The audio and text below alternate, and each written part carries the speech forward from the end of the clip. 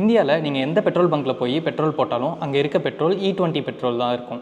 E20 பெட்ரோலுங்கிறது ethanol blend பண்ண petrol. அதாவது 80% பெட்ரோலோட 20% ethanol கலந்துருப்பாங்க. இந்த எத்தனால் கலந்துருக்க ரேஷியோவை வச்சு அந்த பெட்ரோலை E10 பெட்ரோல் E20 பெட்ரோல்னு சொல்லுவாங்க. 10% எத்தனாலோட 90% பெட்ரோல் கலந்துருந்தா அது E10 பெட்ரோல்.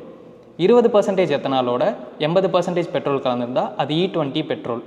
நம்ம இந்தியாவோட மொத்த ஆயில் ரெக்யர்மெண்ட்டில் 85% நம்ம மற்ற கண்ட்ரீஸ்லேருந்து இம்போர்ட் தான் பண்ணிக்கிட்டு இருக்கோம். ஸோ 2021 அதோட வேல்யூ மட்டுமே $137 பில்லியன் இருக்குது. நம்ம கண்ட்ரியோட ஃபியூயல் ரெக்யர்மெண்ட்டுக்காக நம்ம மற்ற கண்ட்ரீஸை டிபெண்ட் பண்ணி இருக்கக்கூடாதுங்கிறதுக்காக தான் பெட்ரோலில் இந்த எத்தனால் பிளெண்டிங் கொண்டு வர்றாங்க. E10 பெட்ரோல் யூஸ் பண்ணுறதுனால நம்ம $13.7 மில்லியன் சேவ் பண்ண முடியும். அதே மாதிரி E20 பெட்ரோல் இன்ட்ரடியூஸ் பண்ணுறதுனால $28 மில்லியன் நம்ம சேவ் பண்ண முடியும்.